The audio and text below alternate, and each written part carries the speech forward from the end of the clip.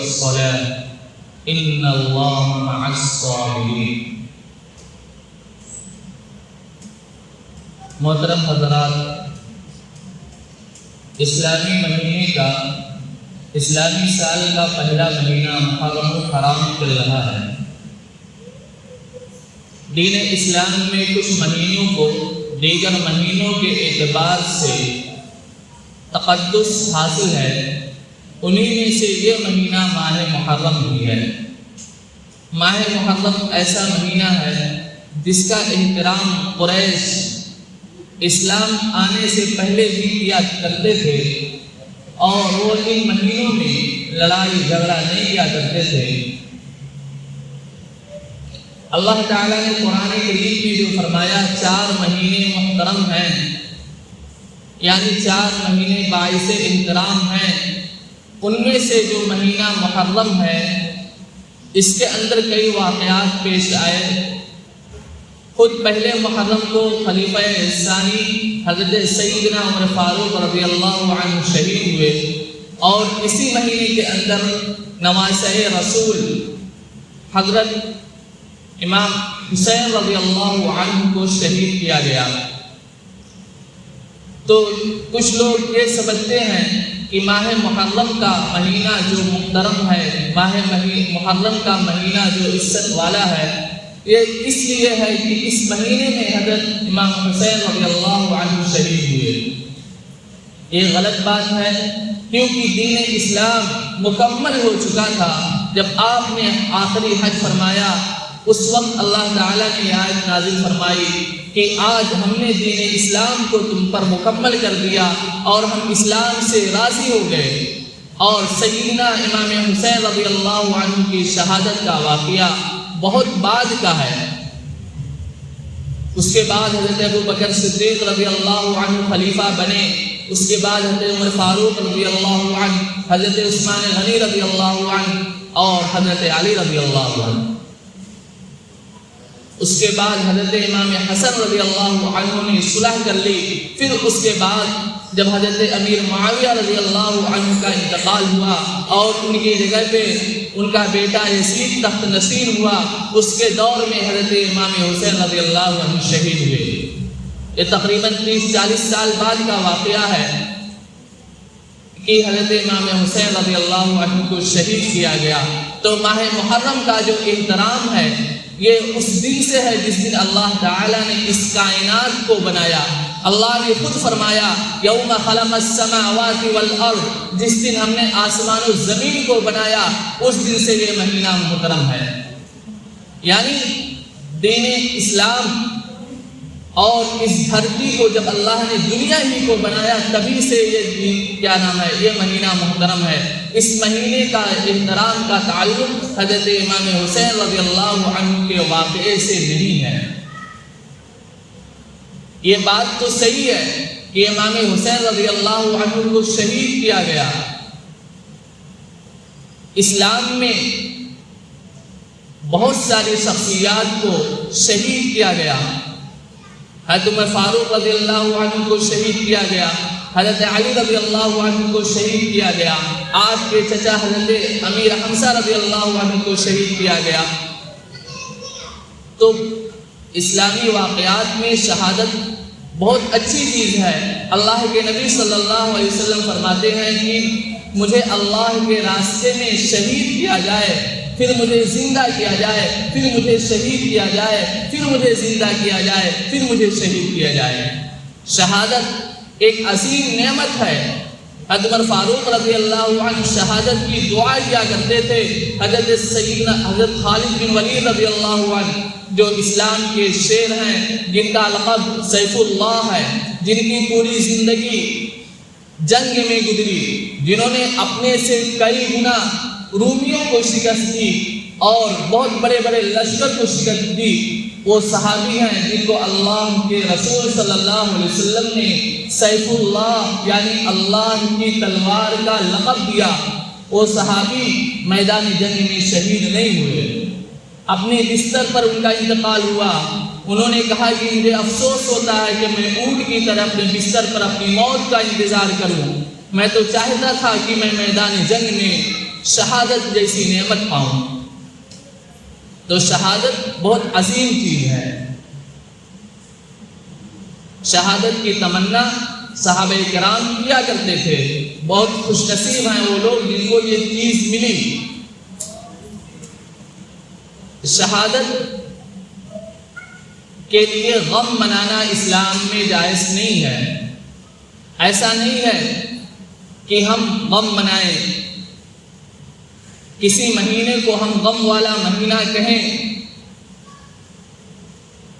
جو رشتے داری ہوتی ہے جن میں کسی کا کتنا بھی عزیز ہو، چاہے بیٹا ہو، باپ ہو، اس کا انتقال ہو جائے تو 3 دن سے زیادہ غم منانا، سوگ منانا جائز نہیں ہے۔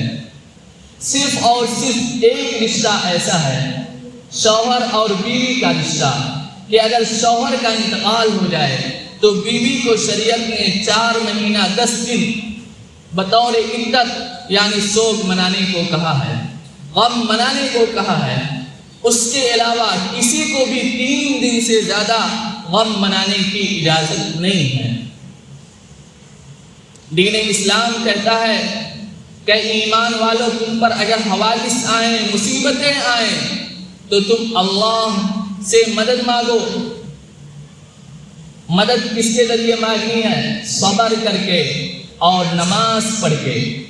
یا ایھا الذین آمنوا استعینوا بالصبر والصلاۃ۔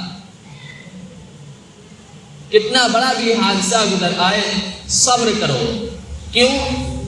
اللہ فرماتے ہیں ان اللہ مع الصابرین، بے شک اللہ تعالیٰ صبر کرنے والوں کے ساتھ ہے۔ صبر کس کو کہتے ہیں؟ کوئی حادثہ ہوا، آدمی اسی وقت صبر کر جائے، یہ صبر ہے۔ آنسو نکلنا صبر کے منافی نہیں ہے۔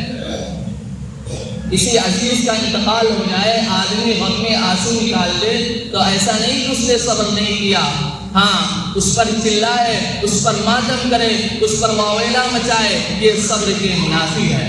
اور صبر وہ ہے جو پہلی ہی بار ہو جائے، ایسا نہیں ہے کہ 2 دن 3 دن گزر جائے پھر صبر آیا، یہ صبر نہیں ہے۔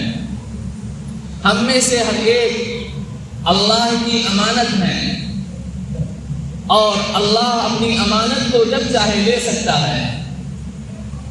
ہم کہتے ہیں یہ ہمارا بیٹا ہے، نہیں، وہ اللہ کی امانت ہے۔ اللہ نے اسے دیا تھا، ہمارے حوالے کیا تھا کہ ہم اس کا خیال کریں، اس کی نگہداشت کریں، لیکن اللہ کو جب مرضی ہوگی وہ ہم سے لے لیں گے، کیونکہ وہ اللہ کی دی ہوئی چیز ہے۔ تو شہادت پہ غم منانا، کسی کی موت پہ غم منانا جائز نہیں ہے۔ کیوں؟ ان اللہ اشتری من المؤمنین انفسهم واموالهم بان لهم الجنہ یقاتلون فی سبیل اللہ فیقتلون ویقتلون۔ اللہ نے ایمان والوں کا سودا کر لیا ہے، ایمان والوں کی جانوں کو بھی خرید لیا ہے، ایمان والوں کے مال کو بھی خرید لیا ہے۔ سودا ہو چکا ہے، کس چیز کے بدلے؟ جنت کے بدلے۔ اللہ نے جو جان ہمیں دی تھی وہ تو ہماری تھی ہی نہیں، اللہ نے ہم کو دی، پھر ہم کو دے کر جنت کے بدلے اللہ نے پھر لے لی۔ اسی لیے جو اللہ کے بندے ہیں یقاتلون فی سبیل اللہ فیقتلون ویقتلون، کہ اللہ کے راستے میں جہاد کرتے ہیں۔ کیوں؟ کیونکہ یہ جان اللہ کی ہے، اللہ کے دین کے بلندی کے لیے، اعلاء کلمت اللہ کے لیے یہ زمین میں کوشش کرتے ہیں۔ نتیجہ کیا ہوتا ہے؟ فیقتلون ویقتلون، یہ کبھی غازی بن کر واپس آتے ہیں اور کبھی جام شہادت نوش فرما لیتے ہیں۔ شہادت وہ عظیم چیز ہے جس کی تمنا ہمارے نبی صلی اللہ علیہ وسلم نے فرمائی، اور یہ نہیں فرمایا کہ مجھے صرف میں چاہتا ہوں میں شہید ہو جاؤں، یہ فرمایا کہ میں لڑوں، شہید ہو جاؤں، پھر دوبارہ زندہ ہوں، پھر شہید ہو جاؤں، پھر دوبارہ زندہ ہوں، پھر شہید ہو جاؤں۔ شہادت کو اعزاز ہے۔ تو ماہ محرم کا مہینہ چل رہا ہے، اس مہینے کے اندر روزہ رکھنا بہت ثواب کا کام ہے۔ آپ اس مہینے میں جس دن بھی چاہیں روزہ رکھیں، بقیہ مہینوں میں روزہ رکھنے کے مقابلے میں اس مہینے میں روزہ رکھنے کا ثواب زیادہ ہے۔ اللہ کے نبی صلی اللہ علیہ وسلم نے فرمایا افضل الصیام بعد رمضان صیام شہر اللہ المحرم، کہ رمضان کے مہینے کے بعد اگر کوئی مہینہ ایسا ہے جس مہینے کے اندر روزہ رکھنے کا ثواب زیادہ ہے تو محرم کا مہینہ ہے۔ محرم کے مہینے کے اندر ایک دن ہے عاشورہ، یعنی 10 محرم۔ 10 محرم کے اندر کچھ واقعات ہوئے ہیں، تاریخ کے اندر بہت سے واقعات ملتے ہیں، لیکن کچھ واقعات ہیں جن کا ثبوت صحیح سند کے ساتھ ہے۔ جیسے اسی دن کے اندر اللہ تعالیٰ نے حضرت موسیٰ علیہ السلام کو ظالم بادشاہ فرعون اور فرعونیوں سے نجات دی تھی۔ فرعون کو غرق کیا تھا اور حضرت موسیٰ علیہ السلام اور بنو اسرائیل کو انعام فرمایا تھا، ان کو نجات ملی تھی ظالم بادشاہ سے۔ اور بہت سے واقعات آتے ہیں کہ اللہ نے زمین، آسمان، کرسی وغیرہ اسی دن بنائے۔ حضرت نوح علیہ السلام کی کشتی جودی پہاڑ پر اسی دن ٹھہری۔ اس طرح کے بہت سارے واقعات ہیں، لیکن تمام واقعات کی سند میں کلام ہے۔ لیکن حضرت موسیٰ علیہ السلام کو اللہ نے اس دن فرعون سے نجات دی۔ قریش 10 محرم کو روزہ رکھا کرتے تھے۔ قریش کے اندر اگر سے بہت سی برائیاں آ چکی تھیں، انہوں نے دین ابراہیمی کو بدل لیا تھا۔ دین ابراہیم جو توحید اللہ کی وحدانیت والا دین تھا، اس کو بدل کر انہوں نے 1 2 نہیں 360 بتوں کی پوجا کیا کرتے تھے، لیکن اس کے باوجود وہ 10 محرم کو روزہ رکھا کرتے تھے۔ اللہ کے نبی صلی اللہ علیہ وسلم بھی صحابہ کرام کو 10 محرم کا روزہ رکھے کرنے کا حکم دیا کرتے تھے کہ 10 محرم کا روزہ رکھنا فرض ہے۔ لیکن جب رمضان کا روزہ فرض ہوا تو اللہ کے نبی صلی اللہ علیہ وسلم نے فرمایا کہ اب جس کا جی چاہے وہ عاشورہ کے دن روزہ رکھے، جس کا جی چاہے وہ 10 محرم کا روزہ نہ رکھے۔ پھر جب آپ ہجرت کر مدینہ میں آئے، پھر یہاں آپ صلی اللہ علیہ وسلم نے یہودیوں کو دیکھا کہ وہ ماہ محرم کے 10ویں دن روزہ رکھتے ہیں۔ تو آپ نے ان سے پوچھا تو انہوں نے کہا اس دن ہمیں فرعونیوں سے نجات ملی تھی۔ آپ صلی اللہ علیہ وسلم نے فرمایا کہ نحن احق بموسیٰ منکم، حضرت موسیٰ علیہ السلام کے سب سے زیادہ قریب تم سے ہم ہیں، کیونکہ تم موسیٰ علیہ السلام کو تو مانتے ہو، لیکن موسیٰ علیہ السلام کے بعد جو دیگر انبیاء آئے جیسے حضرت عیسیٰ علیہ السلام اور خود آخری نبی کو نہیں مانتے ہو۔ تم تورات کو تو مانتے ہو لیکن انجیل اور قرآن کو نہیں مانتے ہو، اور ہم سب نبیوں پر ایمان لاتے ہیں، سب نبیوں کو مانتے ہیں۔ تو آپ نے اپنی امت کو حکم دیا کہ اگلی سال عاشورہ کے روزہ کے ساتھ جو چاہے روزہ رکھے، 1 دن کا اضافہ کرے، یعنی یا تو 1 دن پہلے روزہ رکھ لے یا 1 دن بعد۔ ایسا کیوں؟ ایسا اس لیے تاکہ مشابہت لازم نہ آئے۔ اللہ کے نبی صلی اللہ علیہ وسلم نے فرمایا من تشبہ بقوم فہو منہم، جو کسی قوم کے ساتھ مشابہت کرتا ہے وہ اسی میں سے ہوتا ہے۔ یہود بھی 10 محرم کا روزہ رکھیں اور ہم بھی 10 محرم کا روزہ رکھیں تو مشابہت ہو گئی یہود کی ہمارے ساتھ، ہماری یہود کے ساتھ۔ تو یہود کے مشابہت ختم کرنے کے لیے اللہ کے نبی صلی اللہ علیہ وسلم نے حکم دیا کہ 1 دن کا اور اضافہ کریں۔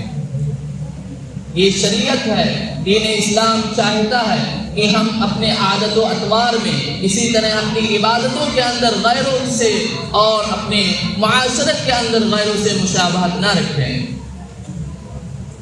چاہے غیر کوئی بھی ہو، اہل کتاب ہو، مشرکین میں سے ہو، کوئی بھی ہو، ہم ان سے مشابہت نہ رکھیں۔ تو اس مہینے کے اندر روزہ رکھنا فضیلت والا ہے، لیکن 10 محرم کا روزہ رکھنا زیادہ فضیلت والا ہے، اور 10 کے ساتھ 1 دن کا اضافہ چاہے پہلے آدمی رکھے یا بعد میں، یہ رکھنا ضروری ہے۔ آدمی 2 روزہ رکھے، 10 کا یا 11 کا یا 9 یا 10 کا، تاکہ یہود کے ساتھ مشابہت لازم نہ آئے۔